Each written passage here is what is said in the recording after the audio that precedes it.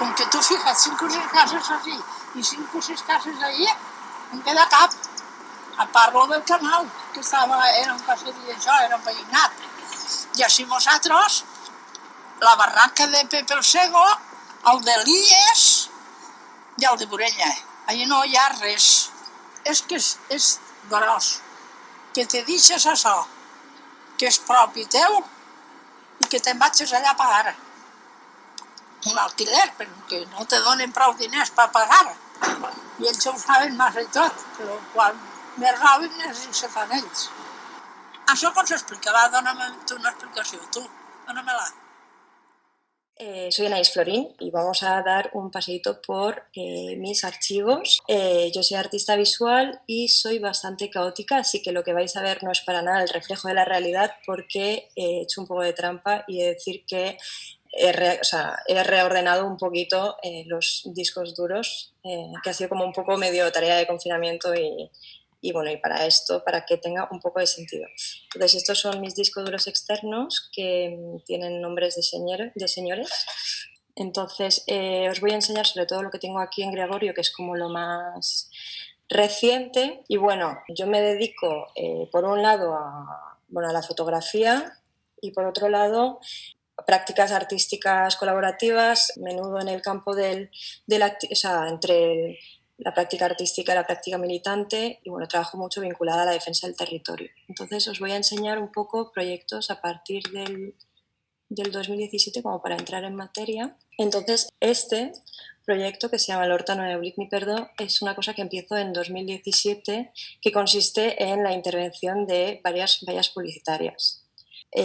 La primera fue en Benimaclet y tiene que ver con la Ronda Nord, bueno, veis aquí, ¿no? O sea, es la que pasa por detrás de Benimaclet, que la parte que llega hasta el Politécnico, al Camí de Vera, y bueno, y estuve haciendo como, por una anécdota tonta, empecé a intentar averiguar qué es lo que había antes de la carretera, ¿no? O sea, porque es como una carretera que parte mucho esta parte del territorio y tenía curiosidad por qué había antes. Y preguntando a amigas que vivían ahí me di cuenta de que la gente, mis amigas en concreto, habían como olvidado qué se parecía a esto, ¿no?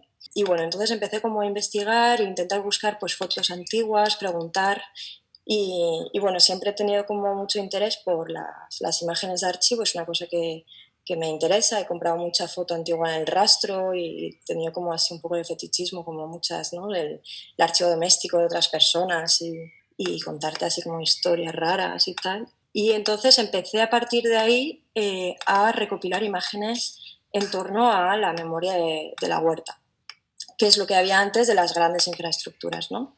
En este caso busqué qué es lo que había antes de la carretera.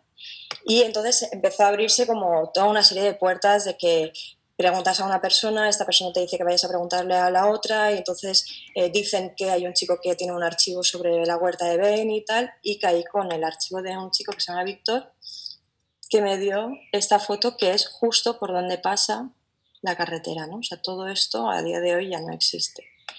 Empecé a cultivar también en ese mismo momento curiosidad por las memorias que están asociadas al territorio pero que tienen que ver con su defensa, ¿no? Entonces, investigando un poco qué es lo que había pasado con la Ronda Nord, caí con estas fotografías de David Segarra que habían sido testigo de la resistencia que se opuso o que intentó oponerse a la construcción de la ronda y a la destrucción de esta parte de la huerta, ¿no?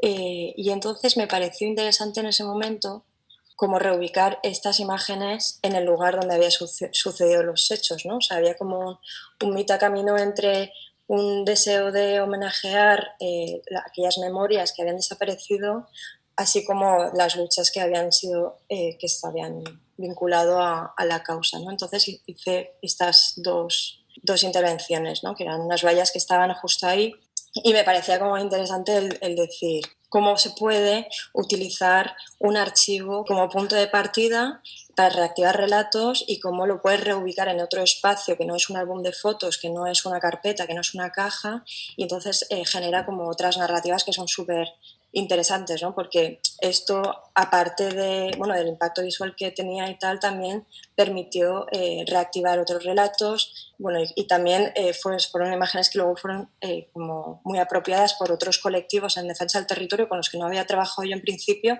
las han ido utilizando, ¿no? Entonces era como guay decir, joder, cómo una imagen de repente pasa de una cosa a otra, ¿no? Entonces, esto es el proceso, claro, porque esto, claro, era una intervención pues por la noche, sin permiso, con cierto riesgo, pero bastante alegría por el camino.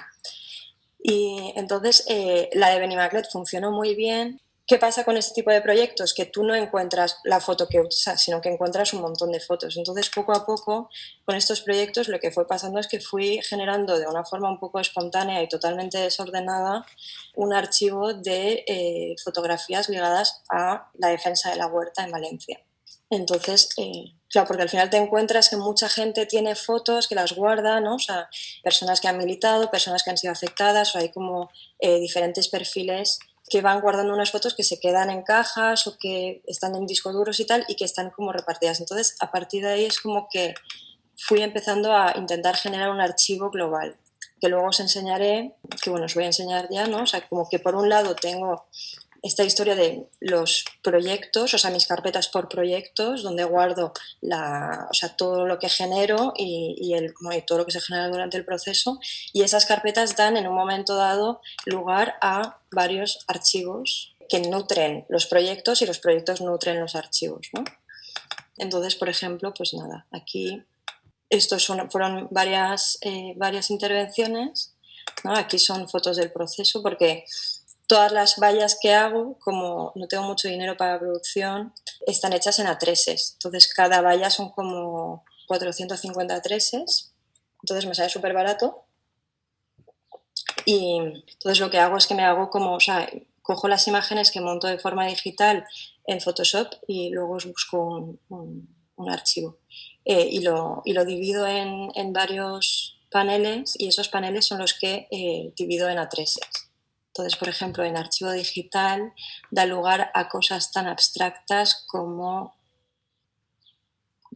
Aquí serían como los paneles, ¿veis? Mira, aquí se ve bien en Photoshop, ¿no? De cómo divido estas imágenes para poder generar unos paneles para poder encolar y bueno, esto a lo mejor es solo interesante para mí, pero me resulta siempre curioso y a la imprenta con la que trabajo siempre le resulta bastante curioso esta historia.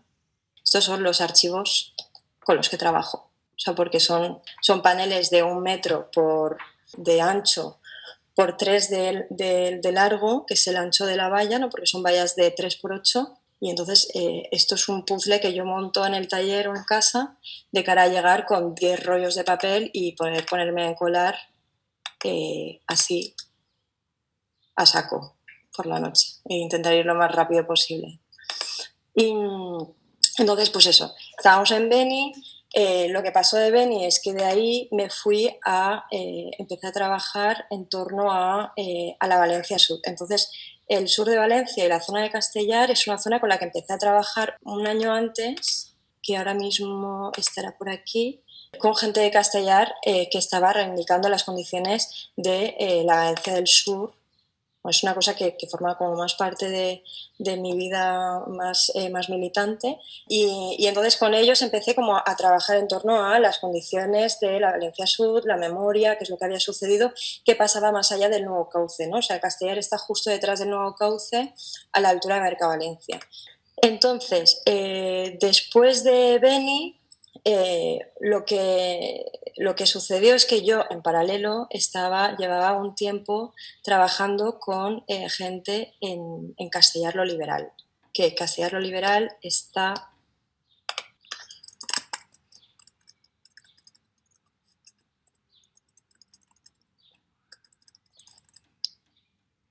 O sea, lo pongo porque yo la primera vez que escuché hablar de Castellar lo Liberal pensaba que me estaban hablando de un pueblo lejano, y Castellar lo Liberal, voy a poner el satélite que siempre es mejor,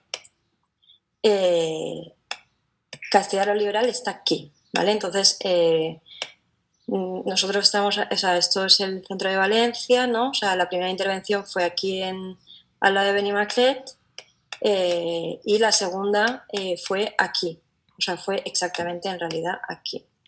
Yo llevaba como unos años trabajando con la gente de Castellar en una línea como más, voy a dejar esto aquí, lo voy a usar seguro, más en una línea más militante, con gente que conocí como de forma, o sea, como fue bastante casualidad y bueno, estuvimos trabajando juntos durante un tiempo, pues y organizamos varias actividades en torno a las problemáticas del sur de Valencia, ¿no? ¿Qué pasa más allá del nuevo cauce? Entonces, pues como cosas de este estilo y bueno, y entonces lo que pasó es que yo hice lo de Benimaclet y como que tuvo una repercusión que fue interesante para algunos momentos de defensa del territorio y entonces decidimos hacer algo con la gente de Castellar. Entonces hay una cosa, el Plan Sur es esto que veis aquí. El Plan Sur es la construcción del nuevo cauce. Es todo eso, ¿no? O sea, tenéis el río Turia va por aquí y a raíz de la riada de 1957 lo que se hace es que se desvía y se hace esta barbaridad que claramente está trazado con regla y a ciegas en un mapa, en el que se expropia y se destruye todo esto, ¿vale? Entonces, esto aparte de destruir toda una serie bueno, pues un territorio entero, partir pueblos, expropiar, destruir casas, etc., etc., genera además una frontera física que hasta el día de hoy no se ha sabido solucionar y marca como una diferencia muy, muy clara entre lo que está a un lado del cauce y lo que está a otro lado del cauce, ¿no? Y de alguna manera además a nivel, o sea, si haces un recorrido histórico te das cuenta de que esto es lo que realmente marcó la construcción del sur de Valencia, ¿no? Porque aquí está el nuevo cauce, pero poco a poco luego fueron apareciendo todas estas barbaridades de las ampliaciones portuarias, la Zal de la Punta, Mercavalencia, las depuradoras, etc., etc., etc. Entonces yo trabajaba con ellos y decidimos que en un momento en el que iban a sacar como un comunicado, hacer una intervención que permitiera de alguna manera ilustrarlo, ¿no? Acompañarlo. O sea, tuvimos la potra de que habían unas vallas que estaban ubicadas, como este es el puente que va a Castellar y justo aquí, o sea, esto de aquí detrás es Mercavalencia y justo aquí habían unas vallas publicitarias. ¿Ves? Aquí, justo en la entrada de Castellar. O sea, tengo capturas de pantalla a saco porque es una cosa que me gusta mucho. Es como escanear pantallas. O sea, siempre he escaneado mucho los archivos físicos y las capturas de pantalla me resultan como muy parecidas a eso, ¿no? Que de alguna manera le otorga como una materialidad a esta historia. Pero bueno, esto es, o sea, es totalmente personal. Entonces, lo que hice es que a raíz de esta convivencia con ellos y la investigación que fui desarrollando un poco a poco sobre qué había sido el Plan Sur, qué había supuesto, cómo había sucedido y tal, caí con y veis, ahora vuelvo a la carpeta de archivo, caí con este documental, se llama Un río de cambio de cauce y no tiene ningún tipo de desperdicio y lo voy a abrir. Entonces, bueno, es un documental que relata las circunstancias en las que bueno, sucede la riada y entonces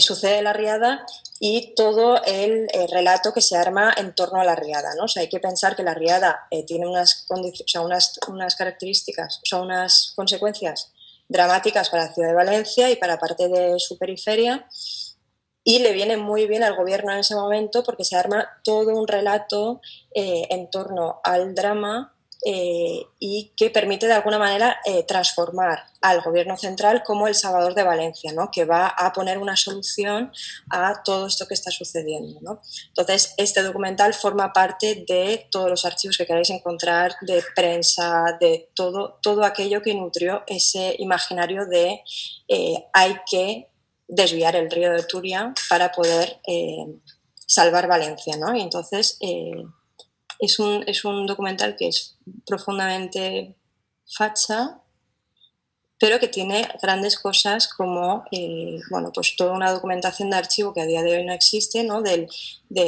zonas que han desaparecido por completo. Y entonces, justo este es el momento en el que además hay cero pudor por la destrucción del territorio, y entonces hay imágenes así como de pues, excavadoras rompiendo, o sea, cargándose campos, y creo que justo después, bueno, o sea, es como así todo el rato, una hora de pura destrucción territorial. Bueno, entonces este documental que he visto varias veces, decido, junto a las personas con las que estaba allí en Castellar, utilizar un par de fotogramas para, de alguna manera, pues lo mismo que en Benimaclet, ¿no? Reubicar un archivo que tiene que ver con una memoria ultralocal en el lugar donde ha sucedido. Y entonces elegimos estos dos fotogramas, que es la iglesia de Pinedo dinamitada para, pues para la destrucción de este entorno y la construcción del nuevo cauce. Y lo que hacemos es que, claro, genero dos archivos, bueno, que claro, tenía que adaptar el formato valla, y he tenido como que inventar un poco de algunos trozos, pero bueno, tenían, ¿ves? Por ejemplo, este, pues del antes y el después. Lo ubicamos aquí e hicimos estas dos vallas que de alguna manera pues tenían, o sea, en el caso de Beni había como dos caras de un relato, y este es un mismo relato, pero la secuencia me permitía como darle otra narratividad que me parecía interesante, ¿no? Y la verdad que funcionó muy bien esta. Y además, como estaba en un lugar donde no actualizaban mucho las vallas publicitarias, aguantó mucho tiempo. Y bueno, estos son, claro, hay veces que tienes la suerte de que un colega fotógrafo venga y te haga un par de fotos. Y esto pues es el proceso de limpieza de la valla, de empezar a encolar, y pues en medio de noche con las colegas que vienen a ayudarte, porque esto hacerlo sola evidentemente es absolutamente imposible. Entonces siempre hay un montón de amigas que están dispuestas a venir a las 2 de la mañana a encolar. Y bueno, y esta valla en concreto y esta relación con la gente de Castellar da lugar a otro proyecto que os pondré un poquito más tarde, que es un proyecto que desarrollamos con mi amiga compañera Alba, en el que ampliamos esa historia de la memoria de Castellar y la memoria vinculada al nuevo cauce. Y entonces hicimos un proyecto de investigación sobre la memoria de gente expropiada por la construcción del nuevo cauce en la zona de Castellar lo Liberal. ¿Veis? Esto es Castellar lo Liberal, que os he enseñado antes, y esto es, bueno, pues un vuelo americano del 67, donde ya se ve cómo están empezando a destruir toda esta parte para el desvío del Turia. Esto es un escaneo del libro que hicimos, que luego os enseñaré, que bueno, me gusta mucho escanear libros y tengo unas cuantas así. Bueno, por tampoco hacerlo mucho más largo con este proyecto, hubieron un par de intervenciones más, que está la de La Punta, que lo que se hizo es que La Punta está en el sur de Valencia también, ¿vale? O sea, todo esto es La Punta, y entonces lo que se hizo en un momento dado fue, todo esto antes era huerta productiva y un montón de gente que vivía ahí desde hacía mucho tiempo, y todo esto fue totalmente borrado del territorio para la construcción de la zona de actividades logísticas, que hasta el día de hoy no se ha construido. Se supone que ahora bueno, están empezando a ir a por ello, pero esto ha estado parado durante mucho tiempo, y de hecho La Punta en sí es una de las grandes luchas del territorio de Valencia, y es una lucha referente en cuanto a luchas de defensa del territorio en el ámbito nacional. Y entonces, cuando se reactivó el plan urbanístico que permitía la edificación de la ZAL, pues esto es así, ¿no? O sea, tú te mueves en círculos militantes y al final pues vas hablando y las cosas se van sucediendo, ¿no? Surgiendo. Beni fue como una iniciativa más mía, luego Castellar fue con una cosa con vecinas, y por ejemplo pues la Punta, lo que se hizo es que lo hice con colectivos en defensa de La Punta, a los que me vinculé después, y aprovechamos el lanzamiento del manifiesto de la campaña Recuperem la Punta, Aturem la ZAL. Y entonces lo que hicimos fue intervenir esta valla, que es la valla, a diferencia de las otras que son vallas de publicidad, esto es una valla de proyecto de obra. Entonces era interesante también intervenirla, porque era la valla que anunciaba lo que se había destruido, ¿no? Entonces, lo que hicimos es que elegimos este momento de la historia de la punta en la que se destruye la última casa de la zona afectada, que es la casa de Maruja, la fiscalera, y fue muy curiosa porque encontramos una foto en el periódico, que es, bueno, esta, ¿vale? Y intentamos hablar con el fotoperiodista que había hecho esta foto para, bueno, pues yo qué sé, para pedir permiso o para ver si había algún problema, si la utilizábamos y tal, y esa persona no se acordaba de haber hecho esa foto, lo cual me parecía como algo loquísimo cuando, ¿no? O sea, presencias algo así, haces esta foto y no te acuerdas ni haberla hecho. O sea, no sé. Decidimos utilizar esta imagen para encolarla y entonces hicimos esto. Y esta experiencia fue muy guay porque en realidad fue la primera vez que encolaba físicamente con gente que no solo eran mis amigas que venían a echarme un cable porque me había emperrado en hacer algo. O sea, lo hice con vecinas de allí y bueno, personas que formaban parte de esos colectivos y la verdad que funcionó muy bien y tuvo una repercusión que les sirvió bastante en su momento. Entonces, pues para llegar a esa imagen, claro, esta imagen también fue la que realmente la primera vez que pactaba muy mucho una imagen con otras personas, de, vale, ¿qué imagen elegimos entre todas para que nos represente y nos acompañe en este manifiesto que vamos a lanzar, ¿no? Entonces tuvimos que hacer como pues un recorrido sobre todo por capturas del documental de Atornallón, que bueno, si no lo conocéis vale realmente la pena verlo. Vimos como una serie estuvimos haciendo como un recorrido eso, ¿no? de pues momentos, imágenes, pero claro, todo esto tienes que pensar cuando haces una imagen que vas a encolar en blanco y negro, que se va a ver de lejos, tiene que funcionar en el sentido de que no puede tener demasiada información cuando la pasas a blanco y negro. Entonces teníamos como pues desde casas que tenían que ver con el movimiento Ocupa, que fue el movimiento, o sea, la punta, cuando fue en la primera parte de las expropiaciones, hubo un llamamiento desde las vecinas en que vinieran a ocupar las casas que se estaban quedando vacías, ¿no? Entonces hay como una historia muy bonita de convivencia entre personas locales afectadas y la comunidad Ocupa, que por primera vez en Valencia en ese momento se vinculaba a un movimiento de defensa del territorio. Entonces tuvimos como varias negociaciones sobre qué es lo que queremos enseñar ahora mismo, ¿no? Y al final decidimos que la casa de Maruja era uno de los grandes símbolos, era la última casa que se derribaron y esto es lo que hicimos. Entonces, claro, a partir de ahí nace una relación como muy fuerte con los colectivos que defienden la punta, ¿no? O sea, esta valla es como que cada intervención de este proyecto da lugar a otro proyecto posterior. Luego, poco después de estas intervenciones, me pidieron claro, Benimaquet sucede porque yo me emperro en hacerlo. Castellar lo liberal es una cosa como un poco más mixta.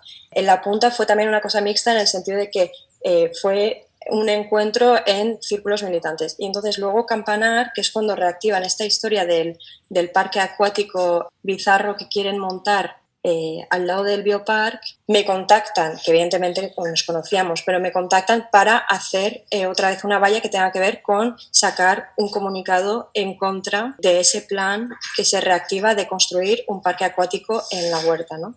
Entonces me propusieron directamente esta fotografía, ¿no? Y bueno, es que es preciosa. Entonces esa valla fue realmente, fue una experiencia súper bonita porque lo que hicimos es que realmente yo ahí encolé casi solo con gente que evidentemente habían colegas y demás, pero era sobre todo con gente de allí. Y éramos tropecientos y fueron unas vallas muy difíciles porque estaban muy altas, se nos veía desde la carretera. Claro, al final yo encolo con una escalera que es más o menos normal, que tampoco es nada...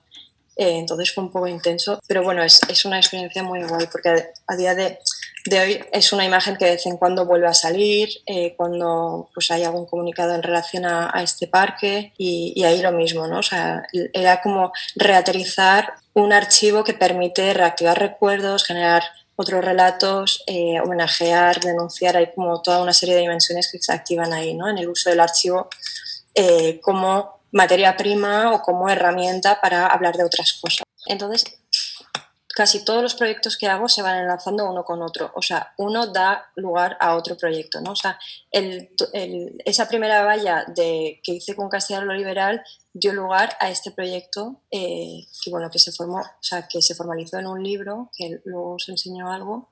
Este, por ejemplo, el de la punta, el de Mala Punta Nunca Muere, hizo que me vinculara en la vía militante a la campaña de Recuperame la Punta, que duró, bueno, yo estuve 1 año y medio ahí metida y hicimos un montón de cosas, que también hizo que empezara a generar un archivo de archivo doméstico y archivo o sea, más militante en torno a la memoria de la lucha de la punta.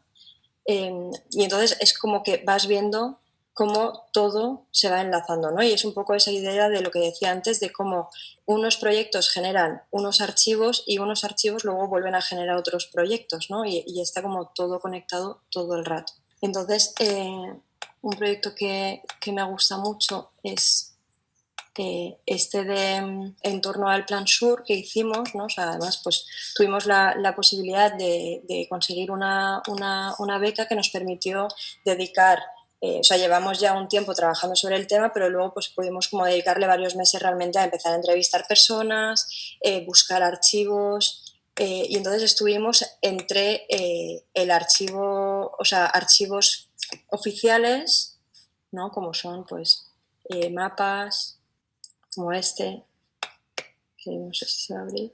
O sea, mapas que son del catastro, bueno, previos a la construcción del nuevo cauce, como en 1940 o así, fotografías aéreas de este tipo que son como impresionantes de ver, ¿no? O sea, también de estar un tiempo investigando lugares como la Cartoteca de la Universidad de Valencia, que tiene bueno, unas cosas como unos mapas que son increíbles, para que veáis lo pequeñas que éramos al lado del mapa.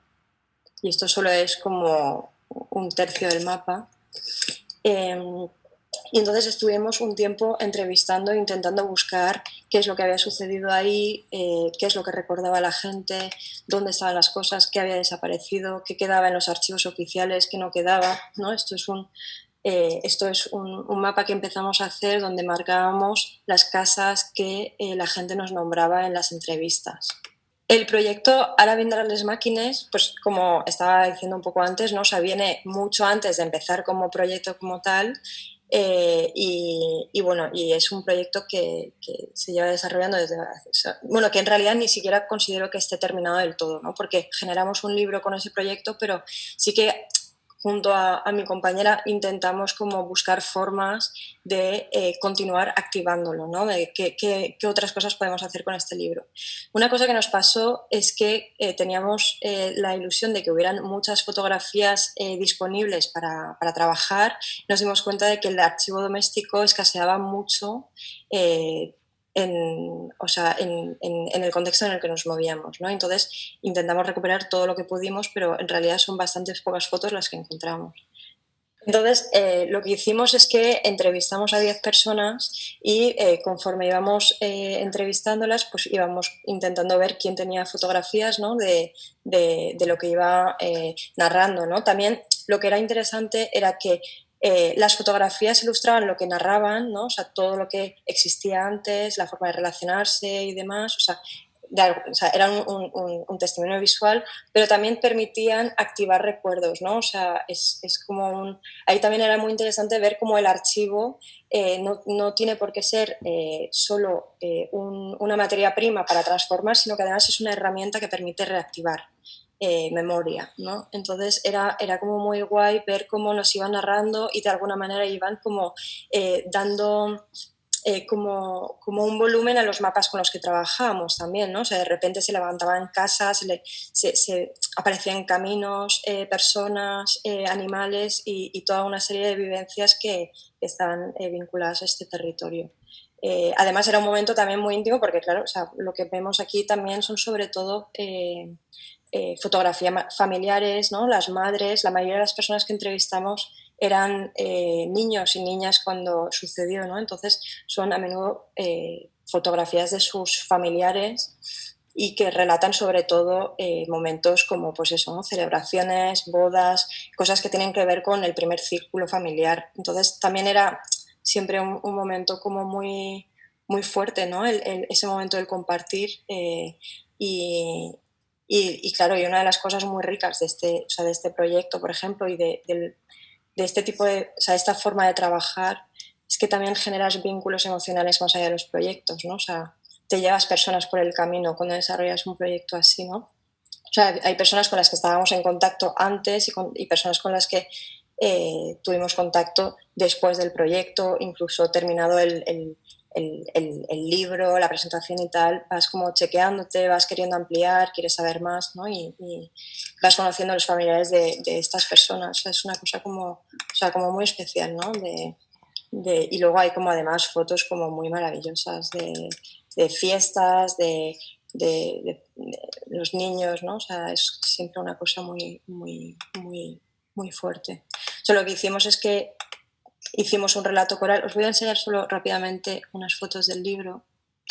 Lo que intentamos hacer es generar un libro. O sea, la decisión de hacer un libro, porque claro, yo venía de trabajar más en relación al trabajo en la calle, intervención en vallas, en muros, pancartas y cosas así, ¿no? Entonces el libro, bueno, aparte de evidentemente el querer trabajar con texto, con memoria oral que íbamos a transcribir y queríamos como utilizar como materia prima para generar un relato, la decisión del libro también fue que era la única forma que teníamos de poder llevar todos esos relatos que nos habían regalado, ¿no? Y esas fotos y demás, poder devolvérselas a las personas con las que habíamos trabajado, que la mayoría eran personas mayores que no iban a estar en la calle viendo nada de lo que podíamos pegar. Y para mí fue el comienzo de empezar a trabajar con el formato libro, bueno, que ahora ya estoy intentando como seguir con ello, ¿no? Y de hecho fue como un momento muy guay, ese momento de evolución, de entregar un libro donde sus memorias están escritas, ¿no? Como otorgarle una importancia, una objetualidad, una posibilidad de difusión y eso. Una cosa que fue muy guay del proyecto, bueno, entre muchas cosas que pasaron durante todo este proceso, fue como reconstruir un territorio o intentar imaginar un territorio que había desaparecido, ¿no? Porque además tuvimos como mucha... o sea, una cosa que pasaba mucho y que, claro, en el libro incluimos un mapa para como ayudar a la gente a poder situarse un poco, porque lo que sucedía es que existía como, ellos nos narraban un territorio que no existe a día de hoy, que, o sea, los referentes territoriales, espaciales que ellos tenían de árboles, casas, caminos, habían cosas que habían desaparecido, ¿no? Entonces fue como muy, muy bonito y muy potente, ¿no? esa reconstrucción de todo este territorio que había desaparecido, ¿no? Porque aquí lo veis, ¿no? Está el nuevo cauce y entonces se mezclaban los referentes entre el camino de casa de la barraca del Barquero a no sé dónde, con a la derecha de cuando bajas al río y pasa la V30 y está Mercavalencia, entonces se veía como un cruce continuo entre referentes presentes, pasados, y fue una cosa como muy, muy potente. Y entonces lo que pasaba, claro, luego también pasaban cosas muy bonitas, como aparte de encontrar la torreta en un mapa donde ya no existe, ¿no? Pasaban cosas como que encontrabas de repente la casa del bandolero, que era la casa de los padres de Empar, que es la persona con la que más trabajamos en el proyecto, que, bueno, que es una persona como, es una gran figura de la defensa del territorio en Valencia, ¿no? Y de alguna manera ella fue la que nos dio el hilo del que estirar para poner en marcha el proyecto, ¿no? Entonces, claro, ese momento en el que encuentras su casa y le enviamos la foto que habíamos hecho con el móvil al WhatsApp y ella de repente dijo, ostras, es la casa de mi padre, ¿sabes? Que de repente este nombre y esta casa siguen escritos en 2 mapas o 3 y es como de las únicas, o sea, es de las últimas cosas que dan constancia de que ha existido. Entonces es como, es importante, ¿no? Este tipo de proyectos para, de alguna manera, poder decir en voz alta que estos lugares han existido y las personas que están vinculadas a ellos también. Bueno, y desde la Casa de Empar yo ya me despido por hoy. Muchas gracias.